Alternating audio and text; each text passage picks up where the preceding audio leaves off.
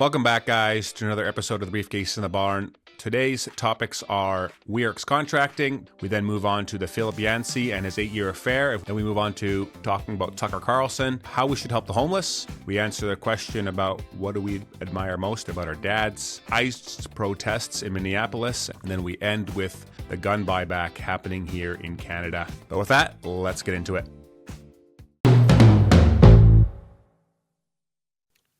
And entertaining. I forget. I don't pray about that part. Gary does. Always do. Otherwise, you're not, or what? Welcome back to another episode of Briefcase to the Barn, episode 80. Got lots to talk about. We got Tim joining us. What's up? Oh, not much. Just came from work. Honestly did not know I was going to be here. So I texted you. I said, you want to join the podcast tomorrow, right? Yeah, but you said that, and then right after that, I was questioning you, like, what are the topics going to be? Because I'm like, I don't want to get nailed into a corner here. And so then you said, oh, we don't really discuss that. And then you're like, yeah, you're just going to go for coffee with Gary and I. And I was thinking, I was like, oh, I guess that makes sense. Maybe you'll just want to tell me how it works. And it, like, literally did not click till, like, 2 hours ago. And I was like, it's a trap. Because I had texted you about a trap too. It's like, I don't want to be trapped. And I'm like, he did it anyways. It's a trap here. I've been trapped 80 weeks in a row. And it could be worse. Yeah. What do you do for work, Tim? Tell us what you do for work. Construction. Okay. I kind of started that just because I didn't know what else to do in school. What's the name of the company? Wierks Contracting. So nothing creative, and I just kind of, when was that? 2012 I started. And mostly do custom homes, some commercial stuff. We've been getting into a bit more, few jobs, more on the industrial side, on the highway. A couple things we're doing there. Oh, that's right. Yeah, so. you were subbing out from Jake's. Yeah, a couple jobs there. Quite a variety. Usually all this stuff that's. Are you doing that more because the housing side has slowed down, or would you just take that work regardless? I don't know. I always seem to just take like interesting jobs. I don't know. I always land on like these weird jobs that no one else seems to want to do, and I'm a sucker for punishment. So It's interesting you said that your name was not creative because it's your last name, obviously, Wierks Contracting. But I haven't heard a lot about you, but one of the things I've heard is that you're very creative. Yeah. And got a very gift for building cool things and designing cool things. The only reason I use that is I've got some family in the industry who've been in there like longer than I have. So it's like, well, I can milk the last name for all it's worth because I've got nothing else going. So that's funny. Uncle Dennis. Yeah. And one of my other he's uncles is reputable. One of the owners of Canix. Okay, yeah. My cousin. All well-known people. Yeah. So I figured never know how that benefits me down the road. So Sweet. May as well milk it while I can. How was Mexico? It was really good. Yeah, it was very interesting. It's very interesting. It's always an interesting experience going to a different country, a different place. 5 nights, which was a great break. It was a beautiful place. It wasn't super hot. Like we went to Cabo, which I've never been there. We're pretty adventurous, even though like we'll find something we like. But we're like, oh, we'll try something different next time, one more time. And people are different that way. Some people go to the same place 10 years in a row or whatever. You and Marie hit it off? I says, pardon? You and Marie hit it off? Oh, yeah. Was it just you two? Yeah. Oh, that's nice. Yeah. Do you do that a lot? Like just you two go on vacation? Well, we try to once a year would be our goal. And our last trip, it was kind of a joke. We went to, we always go to a marriage retreat every year in September. Yeah. So that's actually one of our favorite holidays because it's a family life event and it's just really well done.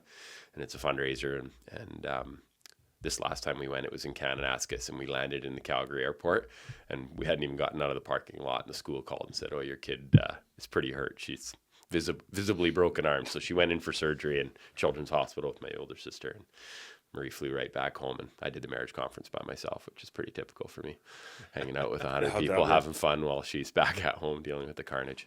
Yeah, so, how's that work, just going by yourself to a marriage conference? It was the same as normal, really, right? Just...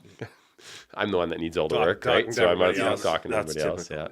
Well, I met a guy that owns a mechanic shop, like Tech Alliance, like our shop. Oh, okay. Like so he has 2 shops. So I met him, and then he flew out and had a meeting with me, and he's kind of guiding me and helping me make a few changes and stuff. So it's pretty cool. It's pretty cool the people you meet there, right? Yeah, But never no. been to one. You put a To a note family life marriage conference? To any marriage conference. Okay. No. I highly recommend it. You just have your shit together? No. No. I mean, I'm sure everybody could use a marriage conference. No, honestly. Yeah, that's right. Is there stigmatism around it? Like for just for No, yourself, would you be like, or it just hasn't happened? No, I mean, it's just the opportunity hasn't presented itself.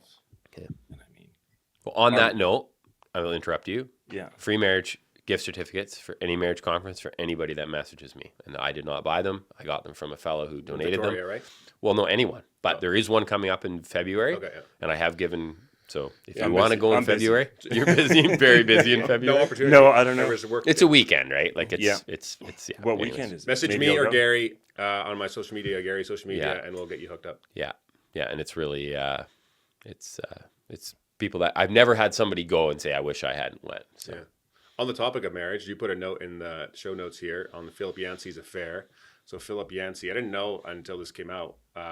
He's a Christian author, and he emailed a statement to CT Magazine that he had engaged in an affair with a married woman for 8 years and would retire from writing and speaking. So apparently he's this really well-known author. I never heard of him, but he wrote the book. What's so amazing? I think he's one of the most like, well-known in evangelical circles. I've that's never right, heard yeah. of him. I hadn't either. Never heard So of But my maybe wife had it's read his not book, our so target. she he wrote the knew book, exactly. What's So Amazing About Grace. It sold more than 50 million copies. How many copies? 15 million. Wow. I must live under a rock. Like, Never heard of this guy. He's probably making bank with that too, unless he did what Piper did and wrote all the royalties off. But anyways, you put in here Gary's take and Marie and her opinion on me having one. You having an affair, I'm assuming. So you guys talked about Well, this? we talked about it. We were in Mexico. We were talking about it. She had just finished reading his book. Oh, okay. That makes it hit a little harder. Well, it does. And I think it's fascinating how, and I think this is why probably there's such a tall, high standard for people that are in leadership. Not that they're not sinful. They're very sinful. Leaders are. But just the idea of like, obviously private sin, and I like I say, I haven't read his book. So in the context of like how he viewed grace and stuff, I mean, obviously he talked a lot about God's grace, and I have no idea what he wrote about it. But for her, it was very much, don't cheat or I'll kill you, right? Like, no, there'd be no great. No, she's actually very, very, she's probably the most gracious person I know. But it was just this idea of like, hey, is it like, obviously it's a forgivable sin, but just the idea of like, hey, how do you get in that spot as a person that's having an extended affair for a long period? Don't right? have accountability. You're not being real. Well, and I'm sure there's somebody listening to this that probably is doing that. Like it's highly unlikely that yeah. there's 700 or 800 people listening to something and one of them's not really right. sideways in their life, right? And so I just think, man, there's great freedom and there is full forgiveness when things come to light, but it needs to come to light and there needs to be repentance. Yeah. I thought he was repentant. I just saw a brief snippet of his. Did you hear about it? No, you've I never even didn't. heard about this? No, but Okay. like the thing that I find interesting is all these like famous or well-known people. It seems a lot of Christians, if they ever have something like this that happens, they just write their career off. They write everything off. They disappear. There's been like a few guys, and everybody else writes them off too. And we should be the ones who are probably like, pretty gracious, forgiving. Yeah. Now, John, have you know John Christ?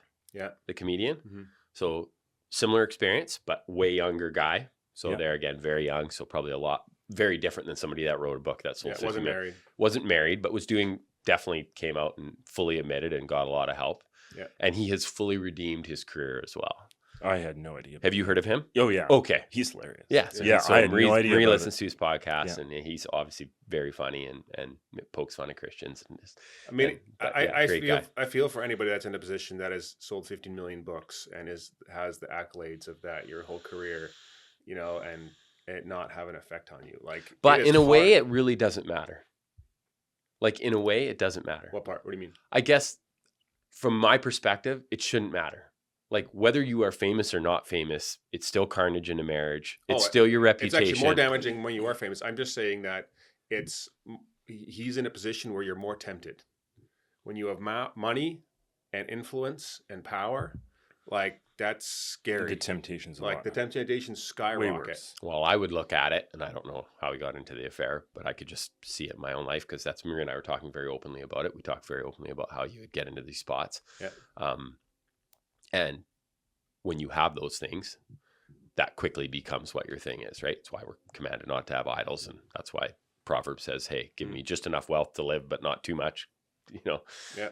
And I think it's those trappings that easily ensnare us. Right. And so for us, we don't, like, we basically have I don't want to say a non-contact rule, but like, we just don't have relationships with people of the opposite sex in our marriage. Like, we just don't, because that's just wisdom.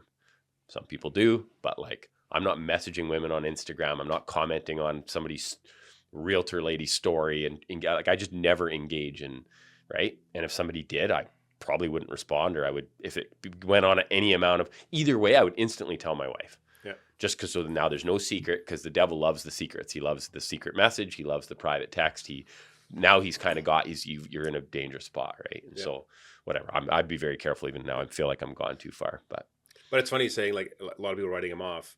I mean, would they take all of King David's Psalms out of the Bible as well? You know, like, he wrote a lot of those Psalms after his affair even. Yeah. And, you know, I'm like, they're reading him, they're singing him. they're singing those songs. And so, I think people just view that as different because it's the Bible. It's just, could they not say like, that? Hey, this guy wrote the Bible. Subconsciously, they kind of do that. Like, it's not like, if you would question, I bet if you would question somebody about whether or not they should be forgiven and all that, they would be like, oh yes, of course. But it seems like a lot of times the people who this happens to, they pull themselves back also.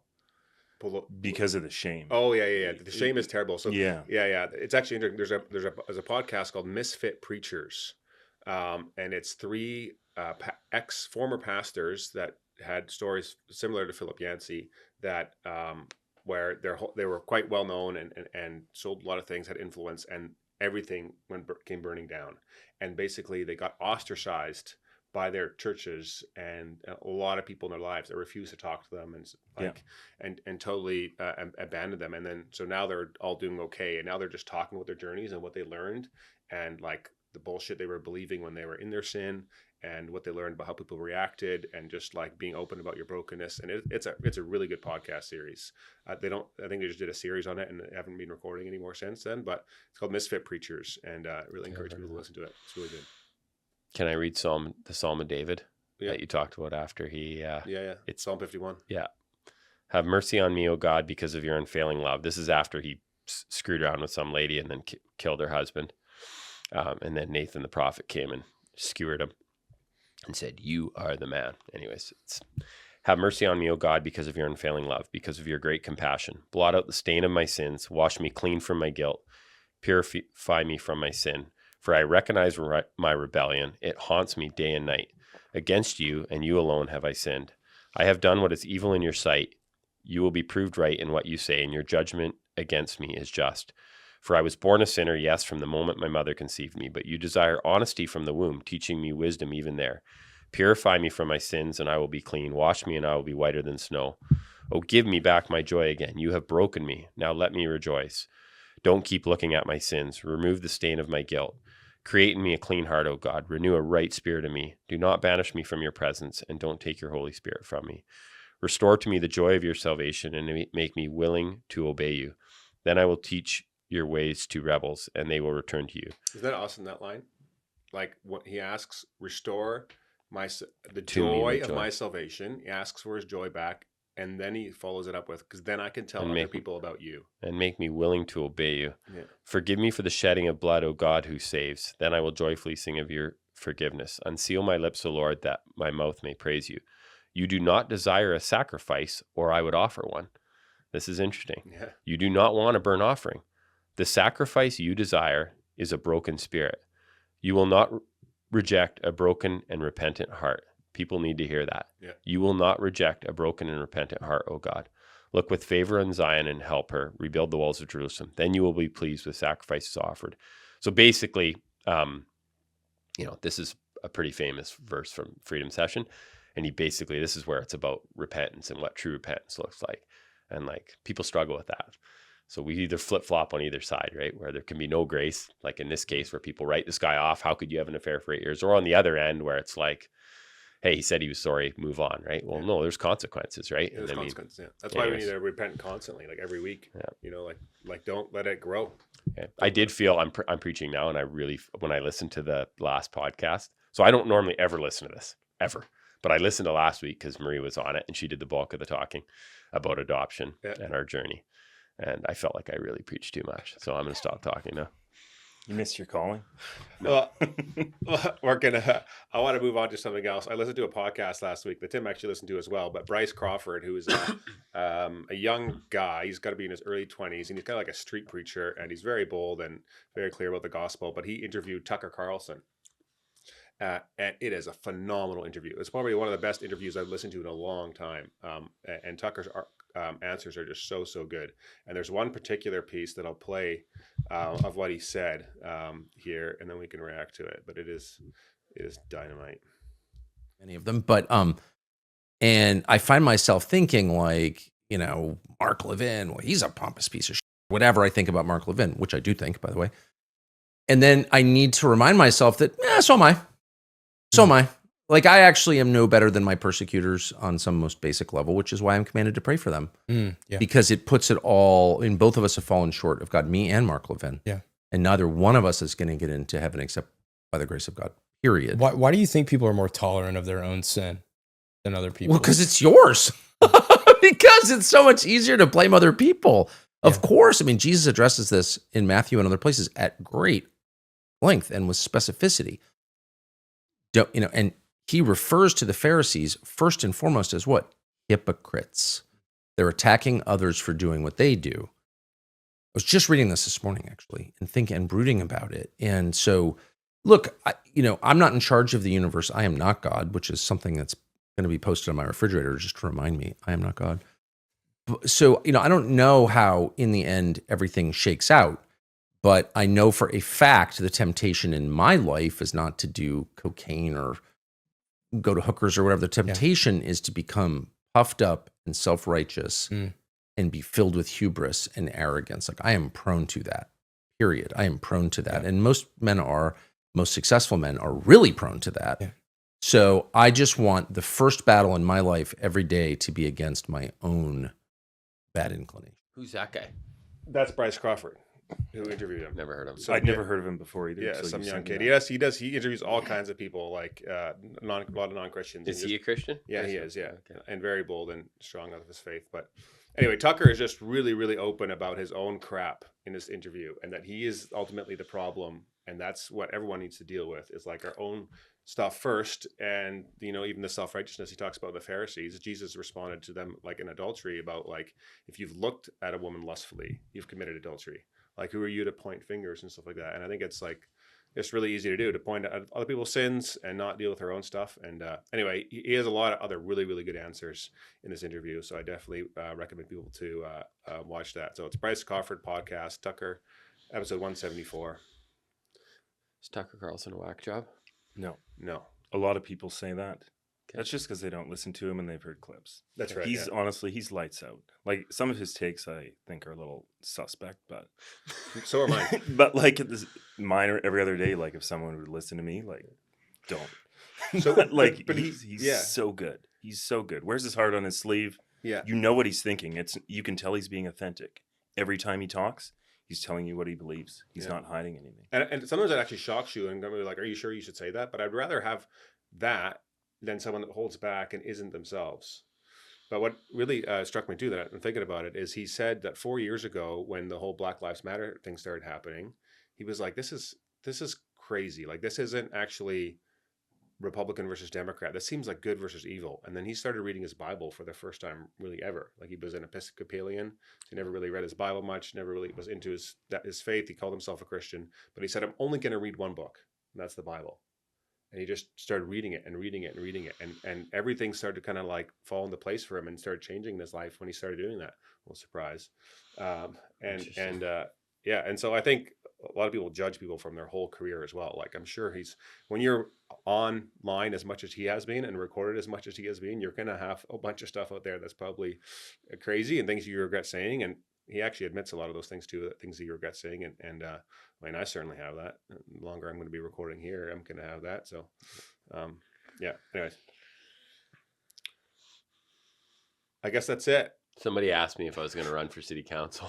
Oh, nice. And then I said, there's 80 episodes of filth and Yeah, you're degradation done. that people can go through to find all the things, the reasons that I shouldn't be a city councillor in Chilliwack. Paul Henderson, the old guy, he would scare you. So he posted. He does his own news now, and Yeah. he posted recently about John Koopman, who is a pastor local to here, from the FRC Church, Free Reformed Church, that shut down his church during COVID. Didn't shut down his church. Whoa, during COVID. whoa! You're breaking the You're law. allowed to talk about him, but don't misquote the story if you're going to go that sorry. direction. Don't clip that piece. Don't. And so he got lots of fines. My dad actually opened too, and he got cops coming to the house giving him fines. But he got, I guess, all the charges got dropped. And so Paul Henderson posted this week.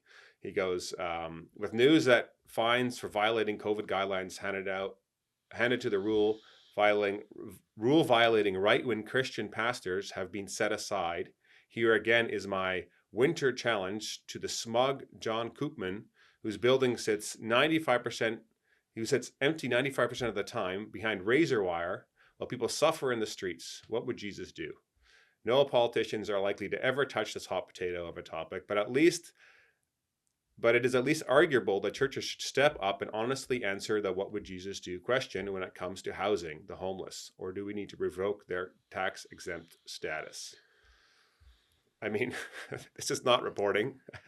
This is an opinion piece, which is usually how Paul. I know that church has had issues with people living behind it in the forest and bushes behind there. Yeah. And it's interesting where he took the picture, because there's a picture on that article with the barbed wire on top of the fence. And it's not actually he makes it sound like it's in front of the church and the church is surrounded by it. But he had to go trudge through a field to get the picture that he took, because the fence is only on the back half on the one side and the very back. Yeah. Where it is. I just found that. But also, I think they put those fences up during COVID because cops are coming into during the servers or something else like that. So they wanted to block it off. I mean, oh man, we're getting in the weeds. I find it interesting. It's a valid question, because the homeless issue is obviously, I think about it even with our own home. It's like, hey, are we supposed to be who should be living in our house? There's people that don't have a home. But as I was on my fancy holiday, I was reading Money, Possessions, and Eternity. I'm still working my way through it. Went from page 200 to 300 on my holiday. Yeah. And he talks about that. He talks about practically hey, does God have access to everything that we have, including our homes, and not just our money or part of our money or whatever, however we view it. Yeah. But he also talks about how, the Bible says, hey, if you don't work, you don't eat. Right. So if you choose, and at some point somebody chose, and there again, it's very complex, because obviously people do drugs and make horrible choices for 1,000 different reasons, and there's lots of grace for that. But if you perpetually make bad choices, you don't just get perpetual handouts. It's not even healthy. That's why we're in the problem we're in our terrible society. So the idea of, hey, my question to Paul would be, how many people live at your house? How often have you had someone sleep on your couch? It's fair. He's allowed to ask that question. And my response would be, hey, yeah, we should have open access to help people. We should probably start, in our Christian community, make sure all our brothers and sisters are well looked after. And even after that, random people, we should be loving them well. Yeah. But the idea of people being quote unquote lazy, never working, takers, thieves, doing all the wrong things. And then we're going to say, oh, this church should have these people smashed. But we've lost complete responsibility in our society. Right. And now we go to shaming people because they're doing something that we're not willing to do. It's what, knock it off. And if you look at how much care goes into people that are hurting in general in this world, it is predominantly by Christians. Yeah, amen. That's the part that, and Paul, if he did any research, would know that Christians give predominantly to charity more than anybody else. So it's exactly, and you don't know of the members going to that church how much they're giving to the Salvation Army or outside other parachurch organizations. Not every church has to be the spot where everyone meets or something. Yeah, I don't know. So I had a question for you. Once you get elected as a councillor, how would you address the issue? What would you change? Hard line stance. No drug use. No harm reduction. No safe supply. Nothing. No drugs. So no everything drugs else for housing, or for shelter, you mean, or just house people, but have a zero drug policy if you're even being on the housed. Streets, or is that just for housing? You mean? No, I'm saying never. If you want free housing, because there is a lot of housing in Chilliwack. Oh, If you want to get tons, better and tons. to help people, then you And all we're doing is building more housing for people with government dollars, like everywhere. Like look at the travel lodge across from that church. Yeah. Like every single person that goes to that church pays taxes and help pay for that building across the road. Like it's happening. You need It's to just kick- happening out of your control. It's a government organization that feels the weight. And like I say, I do believe that it's our job to care for people. I mean, you know, the Bible also says, hey, you walk by the person, you know, these people that you could be me, he says. You say we right? should be help them, and then you don't actually help them. Yeah, I think the idea of like, you know, everybody has a personal responsibility, but I think as a council and as a community, we're so worried about being shamed and being considered too tough. So instead, we just take money that's not ours. We take tax dollars, right? This is where government gets into it. That's why we have such deficit spending and such horrible problems in our economy, because everybody's willing to spend someone else's money and no one's willing to spend their own. We need the carrot and stick approach. Like there's, So we've lost the risk reward. Yeah, and I think But also enabling. I talked to, like, so I work at the shelter, the Salvation Army shelter. yeah, you're and I've most qualified to comment. You're right down there in the trenches. Are you going to lose your job if you talk now, or I guess I'll you find don't out. care? You'll find out. I guess we'll find out. I love it there. It's one of my. I don't work that much. Like I only have one shift this month. But last month was 6 or 7 shifts. You just don't know. Okay. Just take what you get. Whatever. But I like to talk to the other people that work there, and I'm like, do you think this is working? Like, and so one lady had been working in Vancouver for 10 years and doing the shelter work, and now she works in Chilliwack. And she's like, no, it like, there is, of course, progress. Some guys do get free. There is, like, it's not a zero. Nobody's getting free. Yeah, it's very But minimal. that when you're enabling and when you're giving free drugs and when you're giving everything for free, like there is no incentive. There has to be, that system doesn't work. Isn't it interesting how, like, in every other area, for instance, smoking is a great example. You are publicly shamed, and you're not allowed to do it anywhere. That's and it's right. just like every kid is indoctrinated true. that it's horrible. Yeah. Yet for some reason, you know, if you're bent over and whacked out on fentanyl, all of a sudden it's like, hey, where's the housing for this guy? This guy, like, you literally aren't even allowed to smoke like within 25 meters of a public, like, and there again, I just don't get it. Yeah, right? smoking cigarettes is like it's one of those. Our society has picked really weird things, right? Yeah. Did we already talk about MAID euthanasia? We talked about that before? Oh, okay. You wanna That talk was about it? it was very connected to this. It's this idea in our culture of like, even with these people. So I was downtown the other morning. I had a kid that couldn't sleep in the night, so I went for a drive in the wee hours of the morning with a kid, get him to go to sleep in the van. And I'm driving downtown, and there's somebody whacked out, and you know like everybody's trying to save this person, right? Who's overdosing, which makes sense because life's important. Yet in the same day, there's people that are 50, 60, 70, depressed, or have some form of cancer, and they're allowed to instantly go and say, hey, I'm done. I'm done. Like, It's awful. and we're paying for it. Like, we're paying. So we're on one hand, we're fighting to keep people that are trying to kill themselves on the street. They're literally trying. That's what you're doing, right? When you're pounding back that amount of dope and not looking after your body. So we're spending all kinds of resources to keep these people alive. Yet on the other end, we have people that have reasonable family support, people that are cared for, and Or I mean, some people aren't cared for. That's fair. A lot of people fair. are super lonely, especially older generations. Yeah, They're very, that's very fair. lonely. But that's still, You know what I mean? We're just It's not helping we're them. co-signing killing people on Yeah. one end, and on the other end, we're fighting to keep people alive that are actively trying to whack both themselves. ends, even the babies. Even the babies. It's just we've talk to lost them, our way. Are they actively trying to kill themselves, or are they just? They're trying to escape, They're trying to. and the escape. ultimate escape is death. Yes, They think. but those who They think. do MAID, they can make that choice. Yeah, but they're not making it in a clear mind. no. When you're not under duress, necessarily, you're not. but That's what's really yeah, terrifying, that's right? true. All of a sudden, you have a mental health crisis, and it's like when the Well, mentally ill can start. They're going doing to start allowing euthanasia. it for kids pretty soon. Like when I was in the cycle when I was 9, like I tried to kill myself, and now they're getting close to like that being okay. Like where I would have made that choice, probably not even with my parents' consent. Like I think they're pushing some of that, like to get it younger and younger, like for mental health issues. Yeah, as I well. know the Like, mental health issues. frick. Is a big And one. you think about You wouldn't it. have the If briefcase in you're the barn. if you're a kid, if you're a kid, and you know now you've cut off your breasts because you thought you were a different gender, and all the adults around you co-sign that. Like, you think you're going to have a mental health issue when you're older? Oh, big time. You no. are going to have a mental health. You already have one, right? You Yeah. obviously already have one, which is totally Yeah. understandable. But instead of the adults being adults and people being rational and saying, hey, you're a young person.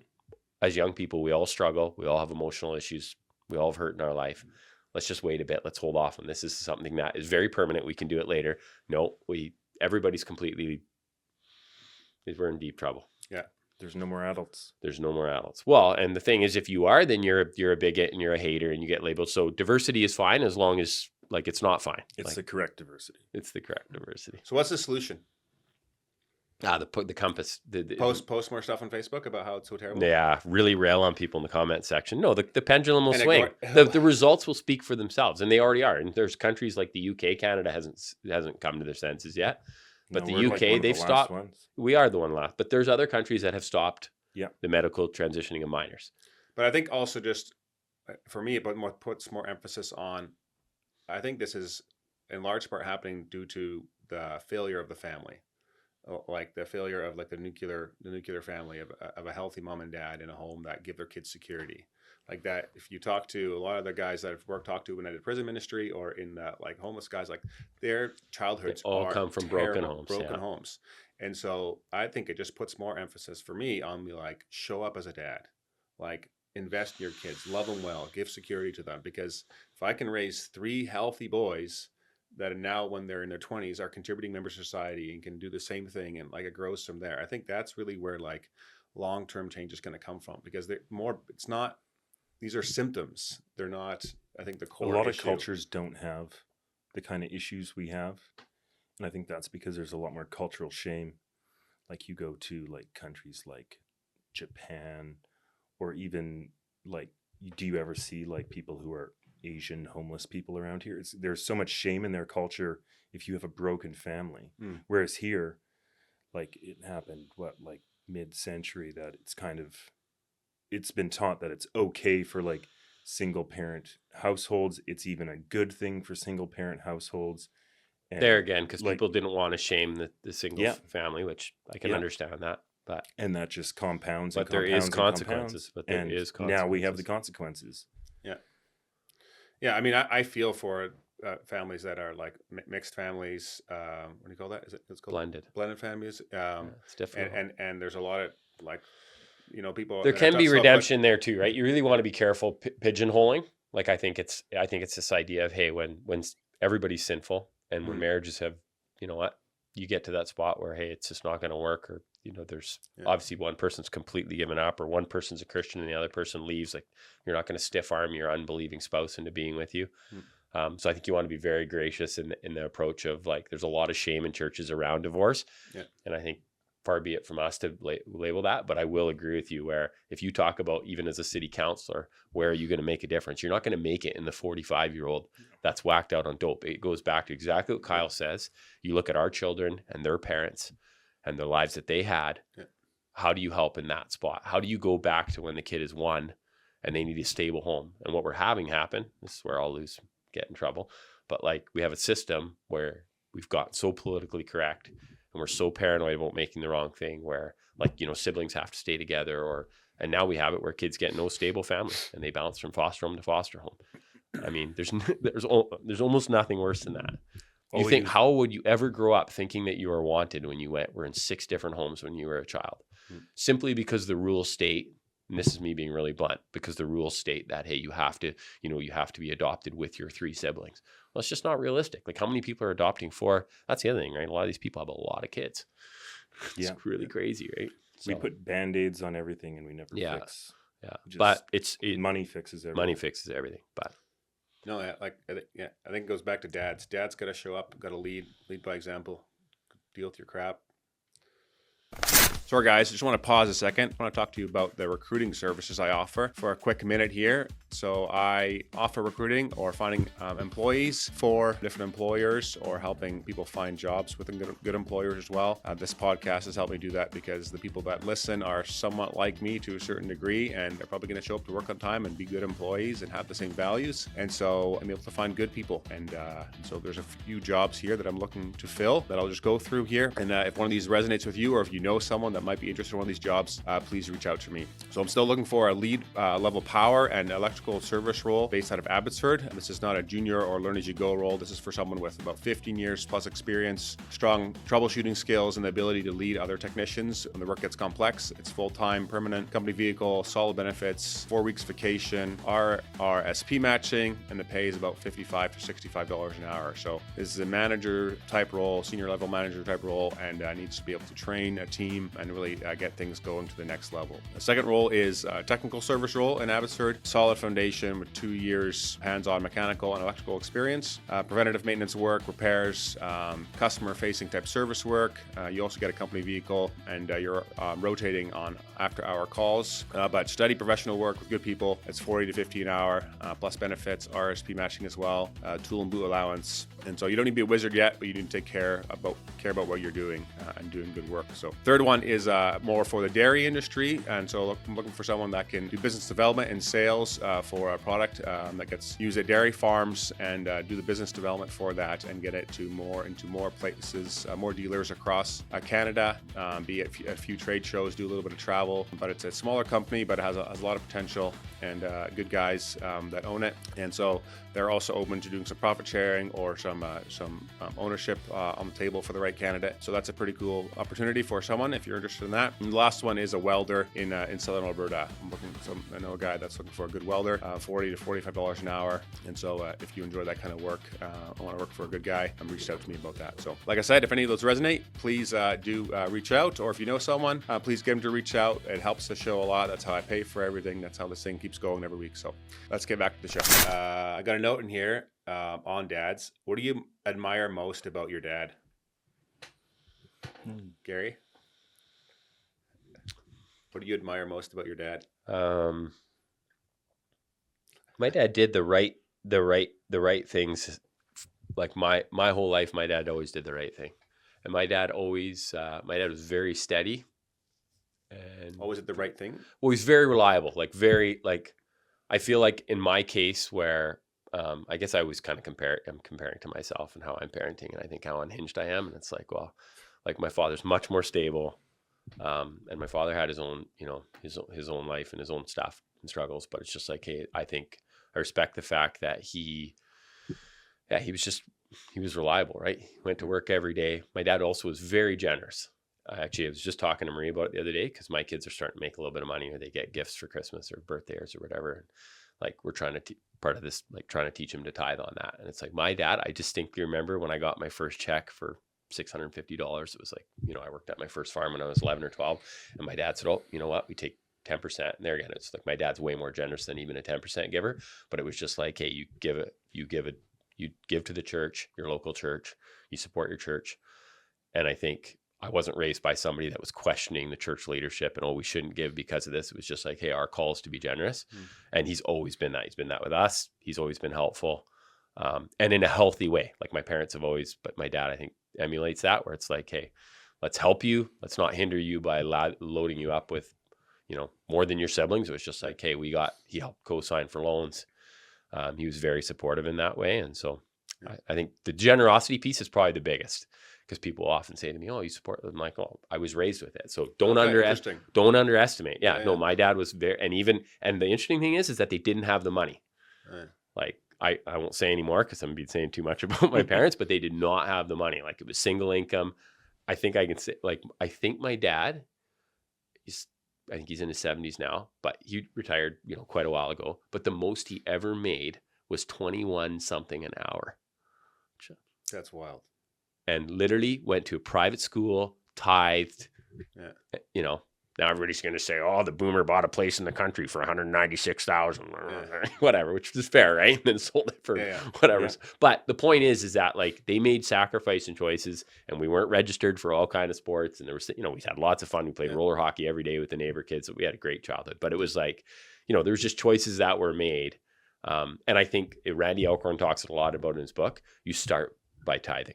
Regardless of your financial situation anyway, which is very difficult to do when you feel like you don't have the money, right? So anyways, I think my dad, if I had to say that the number one thing would have been that. I would think, like, I'd have very similar answer to you. Okay. Like exact same answer almost. one thing I still go to my dad. One thing I think that he is, he's always got an answer. He's a pretty wise guy. Okay, cool. So I still go to him for advice. Cool. So Like business stuff, or what kind of yeah, advice? business stuff mostly, Yeah. that kind of thing. Just someone to bounce ideas off of. Hmm. He's always got a good answer, or at least an opinion. Or the one you want. Yeah, yeah. He's always telling me what I want to He's hear. the yes so, man. like, He's the yes man. no, Is he not, or does he go? Not at Okay, all. Not at all. okay. He'd tell me exactly what he thought. Okay, that's and awesome. So I like that. Have you ever totally deviated from what you're going to do because he said, "Hey Tim, I just don't think that's that smart," or do you just go do it anyways? No, not usually. Sometimes I'm just looking for a little confirmation from somebody else. Okay. But Do you have more than one person like that in your life, or would he be the Um, main person that you would go have I those would say conversations? him. I got a few people and for business stuff. I would say him. Like my younger brother's my business partner. So What about faith? That's kinda what about handy. faith and relationships? I don't talk with him really that much about that. I would say mostly I got a few people that I talk to the wife. Hmm. She's always got some good insight for me, usually better than my own. So she's Is she pretty wise? Is your wife wise? way wiser than me. Okay, that's Like, awesome. So there's a is my few- You wife. cannot There- answer that so is my question wife. any other way. There's No, a you few- totally can. There's a few things I She's know dumber than better. a post. You can say it. Few things I know better I than married her. her for her looks, man. Yeah, well, that's how it starts. Well, That's how or it not. starts. I Or never not. found out she was wise till later. That was so, just a bonus. That's Yeah. amazing. so, That's amazing. You married a Catholic too, so like that probably got you in shit. yeah, it did, but it was also the best thing I've ever done. Good. Highly recommend marrying a Catholic. Okay. No, actually, that's not why. Why? Because they want to have lots of children? No, Well, it's it was- basically the no, same as that's reformed. Yeah, no. The thing. Oh man, The I had a best part of huge discussion with this before I came in, and I said I was going to talk it. Sorry, I'm totally Yeah. hijacking. I'll stop. Well, what I as would you were. say about that is like it just made us both, because she grew up Catholic, I grew up Reformed. So when you get married, like it was never really told to me, but it was kind of hinted that might be unequally yoked, as they would say. But I actually went out for lunch with Matt, like I don't know, a month or two ago. He was saying, "Well, Matt Keane." Okay. And he brought something up that I never thought about before, because we were both not really Christians when we got married. So he's like we both went to church and stuff. You're not unequally but yoked. like, you're then. not No, unequally yoked. No, you're But not. the thing that was good about it was it kind of made us both like question what we believed Yeah. and like believe for yourself, not just because I see a lot of people, they just follow what their parents do, and like you go to this church, you grew up in this church, you go there, like nothing wrong with that at all. But for me, anyways, it really helped to like Were you guys shape my were you guys beliefs. pretty aligned? Like when you're wrestling, like you're in your year 2, 3 of marriage, and you're trying to figure out marriage, and you're having kids, like, and now you're going to start going to church. Like, were you on the same page, or was it like tension all the time? Or No, I don't think there was any tension. Like when we started going to the church we go to, it was just we figured we should go to church because that's like a good thing to the do. right thing to do? Okay. And like once you have kids, you're kind of like, oh, I got to be responsible. Mm. And so then we started going to church, and we just went to church where people we knew went. So that's how we started. But then it really, you hear different things at different churches, and you're like, well, I was never told that. Interesting. Like, what kind of lies Yeah, are they figure- telling me here? Yeah. So then- yeah. Interesting. To answer the question for myself, what do you admire most about your dad? He was the pastor of a 1,000-member church, which I think it's gone down a bunch since then. But you're in a pressure cooker situation, and you get a lot of criticism, and there's a lot of things that happened over the years. There was church splits, different things like that, and I can probably count on one hand the amount of times he talked negatively about somebody. He almost never ever did that. Never gossiped. Never gossiped. That's amazing. Never talked That's negatively. beautiful.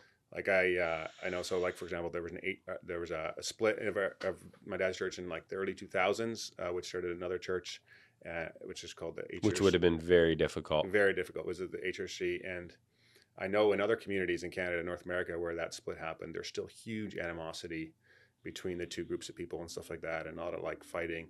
I never heard any of that. Like my dad. The coolest part is Never- they're all the same school. It's awesome. I love it. Yeah, but there. No, we should have more of that. That's like right. it's just Yeah. good grief. But yeah, he never talked negatively. Like there was a few times once in a while you could tell he was maybe frustrated or someone. But he wouldn't talk about negatively Took about the other high people, road. and that's definitely I really admire That's that. that's why you do that. Yeah, That's right. Take the high road. Yeah. Take the high road. I mean, like, yeah. Water off a duck's back. Yeah, whatever. I mean, not much you can do about it. I mean, I carried a lot for a long time. And so it took a lot of work not to care anymore. To let go. Yeah. Interestingly, on that, the church topic, I was at the engagement party the other night with you. Okay, yeah. And the NRC church in Chilliwack, I got the whole history of how it started from the kids of the pastor. Oh, okay. Who are now, Reverend Romaine. Yeah, it was really cool. Oh, nice. It was really humbling. It was a beautiful story. Yeah. I know the man. I don't know much about that guy, but I know he loved Jesus a lot. He talked. Oh, he was. It sounded like he was a class act. I mean, it was just even the history of kind of like how the church started. And there's actually, that's why I'm talking about the different churches doing the school together. Like when that church started, everybody had come from Holland. Yep. Well, they didn't all go to the same church in Holland. But they all got here, and of course, there's so few of them at first, in the 50s or whatever. I don't want to butcher the story. I'm sure I'm going to butcher the story now, but I'm sure these people don't listen to this anyway, so it doesn't matter. But it was just interesting how they come there, and like this guy was not wanting to be a pastor at all, and basically was called by the Lord and had the affirmation piece is really special. But it was just cool how like, hey, all these people, they just had to get along. And that's how we all should be. That's what the Bible literally tells us to do. It tells us to put aside our petty differences, to be unified in Christ. And it's just funny how we do anything but that. Like, oh, no, these people want chairs. These people want pews. Okay, we're splitting churches. Oh, these people. And I mean, it's obviously way more than that. And there's doctrinal differences. But the doctrine is like we're literally reading from the same doctrine. Yeah. Like the same doctrine book. We're reading from the same, back of the Psalter. We interpret things a little bit differently. There's different emphasis put on different things. And I just think that there's something really special about putting aside your petty differences as Christians. And we have it at every denomination. It's not just that church. I'm saying we all can split hairs over really lame things. And I just thought it was really cool to hear the original story and to think, I think there would be great health. My personal opinion was, so I was going to talk to you about getting the story on here. Okay. There would be great benefit to people that go there now to hear that story. Oh, okay. Interesting. Because I think that very quickly we forget our roots. We forget, and it matters. Our culture matters. Like it does matter. And I think once you veered from that, it's like, hey, why have we, and how do we get back there? And I think you can get back there. And I think that when there's humility by people and just realizing that we don't need to be divided, right? It was pretty cool. Anyways, you were there too, but you weren't part of that conversation. You were out with the young people. Yeah, I wanted to stay young. Anyways, this past Sunday in Minneapolis. So this would have been January 18th. A mob of agitators stormed a church service in St. Paul, Minnesota, on Sunday to protest ICE. And the pastor, I think his name is Jonathan Farrell. He wrote a lot for Desiring God Ministries. I read a bunch of his stuff. He's a pretty stand-up dude. But I was curious about how we would respond if that happened to us. Like if this Sunday in church, a whole huge group of people came in and started screaming and hollering and saying, "How could you?" and this and that. Like what's the proper way to respond to that? Like he got off the pulpit and he's like, "Shame on you for doing this. Like you're interrupting. Like this isn't how you communicate and try to get things done." But I don't know. I don't know what I'd do. I'd probably just watch. Yeah, I don't know what the right thing to do. I think that guy doesn't he actually work for ICE part-time? Or somebody involved in the story. Yeah, someone thought he supported ICE. I think or supported the picking up of I think there's someone who's involved in that story who actually works for ICE. Okay. So they knew they were there, if I'm remembering correctly. Yeah. But I don't even know what you do in that situation, because sometimes those mobs can be pretty angry. That's right, yeah. And there's a lot of protests happening right now in Minnesota. Yeah. Constant, every single day. Yeah. And I wouldn't want to be there. Yeah. Yeah. What would you do? I don't have an opinion on that. If Central got stormed on Sunday with a whole bunch of people going crazy, what do you do? I feel like I thrive in those circumstances. Oh, so I know that, but I'm just like, I don't know. I would just be engaging in conversation. Just talking to them. Why are you guys so worked up? What's going on here? Probably don't think that differently than you think. Everyone stand up and just have a one-on-one conversation with people. Start praying for them. I don't know. I just think it's tough. I mean, I think this kind of stuff's going to start happening more and more. And it's not, we're not going to have this safe church spot where it's always comfortable and everything is going right. Like the pressures are coming. Do you agree with people, masked men going around communities, loading people up, deporting them? if they're in the country illegally, yeah. Like if I jump across the border and don't go to the States properly and sneakily get in there and I try to go make money and it's not my country Illegally. Yeah. and then someone someone rats me out and says, hey, this is where he lives, and they come running in and take me. Well, I did that, right? Like I believe in immigration, but do it the right way. Go to the proper channels, and that's what they're doing. They're not getting people that are there legally. They're getting people that, they did it. Are they? Are they not? 70% have criminal convictions or are criminals. Yeah. And I think there's 1% of the people who have been temporarily detained or asked have been U.S. citizens. Okay, that's the part that to me that would become pretty intimidating. Like, yeah, but that's why you have ID. Like, people do have the right to ask you sometimes for ID. The authorities do at certain points. But what is the answer to? There is no good way to solve this. No, it's pretty messy. It's pretty messy. Especially it's some of these illegals have been there 25 years, right? No, a lot. And they're very like during the established. Biden administration, they figure around 10 million illegals came in. How I would solve it? 10 million. So that's in the last 4 years. How would you solve it, Tim? Well, it wouldn't solve it. But what I would do is, if you guys are going to stay, I would let them stay. Like, not the ones who've been here for 5 minutes, but somebody who's been there for a long time, and give them the option, be like, you can leave and you can become a citizen properly. Because the big worry is they're going to have like a way to vote. That's the big worry. That's right. That the one side is having. So Because it's just like you can unlike stay, Canada, but you never can vote. You can never become a citizen. You can become a permanent resident, but you're never going to be able to vote. If you do want that right to vote, you have to leave. But now your children would be citizens, right? Through default. birthright citizens, Yeah. yes. Okay. So they're just trying to import their voters. Yeah, because in the U.S., there's a bunch of states, I don't know how many there are, at least more than 5, where you don't need voter ID to vote. That is insane. Nothing.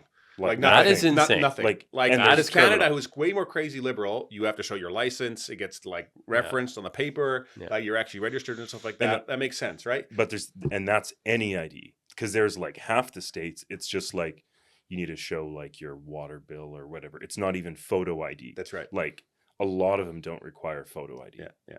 Which is wild. That is wild. I mean, a lot of these cities people aren't feeling safe anymore and stuff like that. And it's picking these people up the way they're doing it's not ideal. But That's unnerving. I guess that's where I was coming with that question. Or it's just like, I think anytime that you have people in power with guns, it's like, hey, I think that's necessary. I think it's not necessary for a healthy society. that's what cops are. That's what cops are. I just think you come into a spot where now you're grabbing people. Some of these people have been around for a long time in a community. It doesn't create civil rest and a healthy society, is what I'm saying. And I'm not disagreeing with you. I would agree that if people are coming in illegally, they should be deported. I'm not opposed to that. I think. So how do you deport them? How do you get them to come? I don't know. Because that doesn't cause rest either, right? I just see the dudes with a assault rifle and a bandana on, and I think, oh boy, like You're scared. this Terrible optics. This does not look good, man. Like No, I think taking away the voting. it's also why I would never give up our guns. Right? It's just like keep your guns. Well, man. on that note, I got an email this morning. Notice to individual firearms owners, assault-style firearms compensation program. Oh, the buyback. The buyback. This I got an is email this humorous. morning. This is humorous. And I was told that you have like 3 months in this year to buy them back. If you don't hand them in, the banned rifles, then you are in contempt of this new law, and you can get screwed. But then I heard today also that Manitoba's premier said they're not gonna follow through with it, and Alberta's. I'm sure David Eby in BC is going to enforce this. Yeah. But this is wild to me. Like you're only going to get the guns back from the honest Did people, you hear how many they got back? Did you see that? 12,000, I thought. Yeah. It was a lot less than 12,000. Really? Yeah. $22 It was million. 23 million. Yeah. No, that's how many $1 million to spend right? to get that money to back. get them back. But I think something like 12,000 guns. Yeah. Because I got that email Still too. too many. And the only way that we're going to keep our guns is if the states keeps that Second Amendment. I think then we'll still have some sort of. We do have some saving. We're basically a European country. That's because we're attached to the states. There's some semblance of hope. So what did they do on the buyback? What did they do with the actual guns that they Destroy them. I actually know a cop that when they confiscate rifles, that sometimes has to take him to like a spot in Richmond or something else like that where he has to watch them get destroyed. Oh, really? Yeah, and he said there's some sick rifles. Yeah, I bet that get destroyed. Yeah, yeah. I think it's just I think if the states didn't have a Second Amendment, our guns would have been gone a long time ago. So I did ask myself the question about this, like about people that have restricted firearms, about giving them back or not. Like, what would the Christian thing to do? Like, if somebody came to Jesus and said, "Hey, Definitely give them back. give to Caesar and to Caesar's," You got to follow the law. oh man, Yeah, I know. like it's rough. None of my guns are illegal, so I'm fine. So the buyback that happened, they spent about 150,000 and they got 12 guns back. Well, Is that on the In the most pilot recent one? project, yeah, that was just a little test run, right? That's pretty successful. okay, so I got The target was 225. Sorry, the actual That's it. was 25. Well, at least they set the Anyways. bar low. okay. So in the email this morning from the government, it says over 12,000 of these prohibited firearms were successfully collected from businesses from across Canada. Oh, More than that's 22 nice. million in compensation has been provided to these businesses. And then it tells you, so by this buyback starts on January 19th, 2026 and ends on March 31st, 2026. So small window. After March 31st, declaration requests won't be processed anymore. And it's scheduled to end, this amnesty is scheduled to end on October 30th, 2026. And if they're not, all prohibited firearms and devices must be disposed or permanently deactivated prior to that date. If you remain in possession of the impacted firearm following this date, you will be non-compliant with legislation. Breaking the law. How will they know? Let's get this guy out of office. Yeah. Well, they know who has it's all registered who has restricted. Yeah, firearms. restricted. Yeah, Yeah. but they've made some of these restricted. Yeah, so though, then I right? guess they So wouldn't then- know. No, they wouldn't have a clue. No, it's totally based on the honor system. What do you? I was going to ask Tim this because I got in trouble yesterday. I had lunch with someone. They said I'm too negative. Well, what do you feel is the state of the economy right now? Like you're in building, Brutal. you would know. Is it brutal? Well, I don't think it's going nowhere good. Okay. Like, Do you have from- friends and stuff that aren't working then, or why Yeah, would you say yeah. that? Yeah, Okay. I've seen that. I think, well, what I see is like the amount of empty condos that you have towards a city, the amount that we have being built here in Chilliwack is insane to me. You also hear about like different developers offering more incentive programs, lowering rent rates, Baiting that people kind to of take thing, places, trying yeah. to just get people to move in. Still in the early stages of that, right? There's a lot of buildings that haven't Immigration. even been built yet that we're working Yeah, on building I in know. Chilliwack. Huge buildings. Yeah, really big. You think it's going to happen? The guys that have a big pockets and have a few apartments, they can lower the rates enough to get it filled, but then the people that have like suites in their homes can't because they can't go to I think those rates. everybody will just lower the rates. It'll all lower together. Yeah, it'll That's be gonna good happen. it'll be good for consumers. Yeah. It'll be deflationary, but horrible for our economy. Yeah, and that's the only thing we have in our economy. It's real housing. estate. Real estate. It's a real estate Like we economy. basically agreed to pay each other insane amounts of money for our houses, Yeah. and so it's a Ponzi scheme that we're all just like agreeing together It's until over the now. one Imagine chip you're falls. a realtor and you get percentage off all these sales. Oh every man, single- we don't want the housing Oh, prices that'd to be fall. wild. We don't want So- the housing prices to fall. Less commission. They're the ones who are pushing it. Yeah, they are pretty bad. I would agree with you. Yeah, It's not the most honorable profession. There are great realtors and very honorable realtors, but there's some that are total snakes. I think it's heading nowhere. Great. What else do we have to support our economy? Nothing. Oil Housing. and gas. Yeah, oil Well, and gas. we have that, but Drill, we don't baby, use drill. that. No, we don't. We don't use that. I don't think we will either. It'd be the only Yeah. reason I'd ever really want to be involved in politics at a higher level. To would get be that push done. things like Yeah. that, to build pipelines, to get our infrastructure in place, We could rebuild, be so build new wealthy. highways. Like let's go back to what built this country. Yeah, we could be so wealthy. Yeah, we could be. So, I think we should end on that. We could be so wealthy. Yeah. Okay. Everybody that listens to this wants to be really wealthy. That I know for sure. If you have feedback, send it in. Send questions in. You go to my website, furiousthecurious.co, and you scroll to the bottom, hit podcast question. You can ask questions anonymously. If you don't care that it's anonymous or not, you can just send me a DM on social media. I think that's it. Oh, also, the Furiously Curious show is going to be moving to a new feed on Spotify and Apple Podcasts. And so the Briefcase in the Barn will have its own feed, and then the Furiously Curious show will have its own feed. So got some really good interviews there that have been going up and got more coming up. So anyways, thanks for listening. Tim, thanks for coming on. Thanks for coming on, Thank Tim. you. Peace.